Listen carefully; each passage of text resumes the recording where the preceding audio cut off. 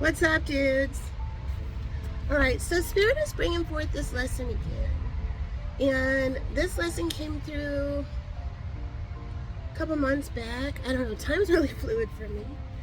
And so what it is, well, first of all, a very specific message is somebody who is fiercely pro-life is going to find out their husband's cheating on them, and their daughter is pregnant, or their son knocked somebody up. And they're going to have a complete collapse of false reality. So the lesson from Spirit is, we have a lot of confused parochial people. So these are people who are staunchly pro-life. And so what we have, but they are confused. So here's the lesson. With this topic, it's very black and white. You are either pro-life, which means forced birth. So pro-life is kind of a feel-good way of saying we force people to give birth. And then the other side is pro-choice, which means a woman or a child who is pregnant should be able to have the choice over what happens to their own body. And they don't consider a seed with a root out of it a full-blown fucking peach tree like these dudes do in their false reality. So the problem over here is with forced birth, pro-life, is people are doing this with their ego. They think they're earning brownie points with God. They've kind of been indoctrinated to believe their club, which is their religious club, is correct in taking sovereignty over sentient beings' own bodies. They get to decide what other people are going to do with their own body. It's very ego-driven, and these people think they're earning brownie points with God. So here's where it gets sticky. These people are not horrible people because they say, I do think there should be an exception for rape or incest.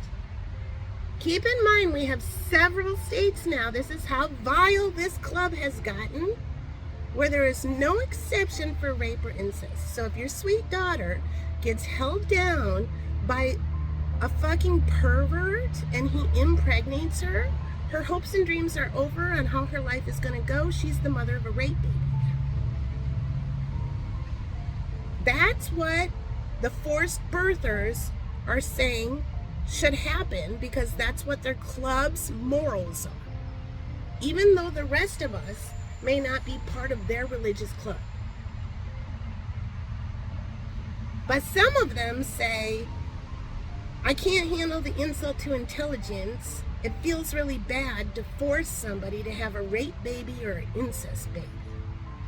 But my ego don't have me feeling bad about forcing anyone to have a baby.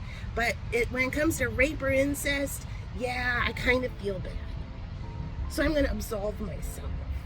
I am part of this team called Forced Birth, but I decide rape or incest victims get an exception. Yeah, your ego is out of control. You don't get to have it both ways. Direct from Spirit. You don't get to have it both ways. Either that unborn fetus is a little soul that deserves to live, or the woman is a sentient being over her own body. You have to pick a side. Because this ambiguous middle with sucking off your own ego dick with forced birth, pro-life, isn't working. So if you have called yourself a pro-life person, but you think there should be an exception for rape or incest, here is the truth. You are not a pro-life person.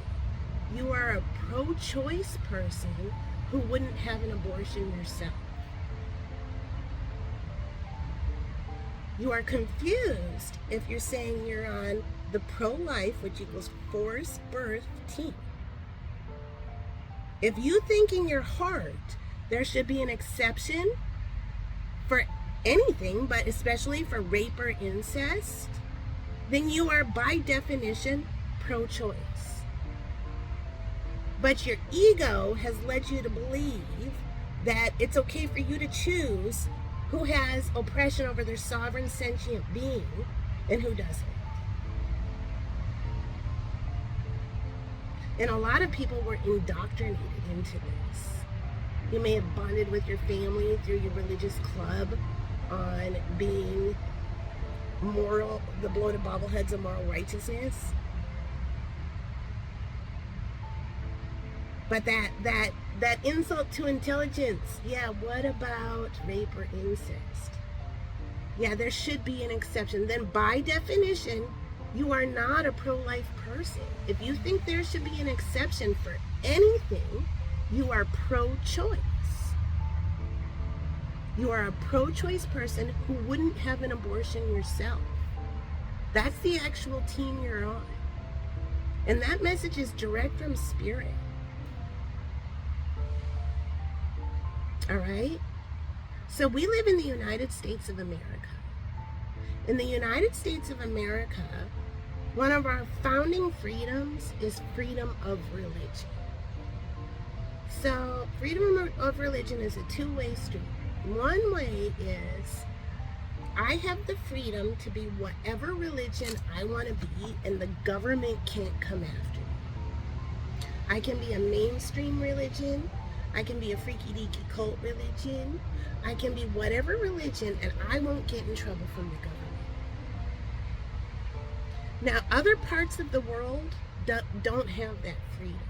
But in the United States of America, we have that freedom. So, freedom of religion also goes the other way, where of means from. Freedom of religion, freedom from religion. So, for example, my neighbor, his religious club, and when you call it a club, it really makes you see it in a different way. His religious club says if a girl or a woman gets held down and raped, she is forced to grow that rape baby. I have freedom from his religion. I don't have to live my life by his religious club's bloated bobblehead of moral righteousness. I am an American citizen, and I have freedom of religion. That's where people are getting it all confused. The other way. In politics now, they're trying to bring Christianity into politics. The United States was founded on freedom of religion, taking religion out of politics.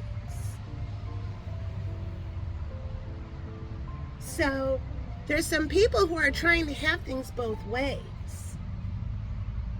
Christianity does not own the United States of America. No religion owns the United States of America. Religion does not belong in politics. It's one of our founding, I hear cobblestone. Cobblestone might mean something. So, as an American citizen, you can be whatever religion you want, and you can adhere to your religious club's rules your whole life. The government can't come after you.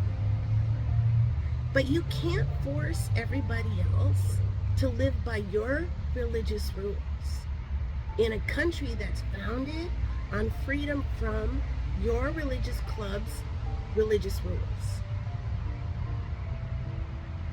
So a whole bunch of people are finally understanding they are in fact pro-choice because they have a heart and an empathetic cord toward an act of violence.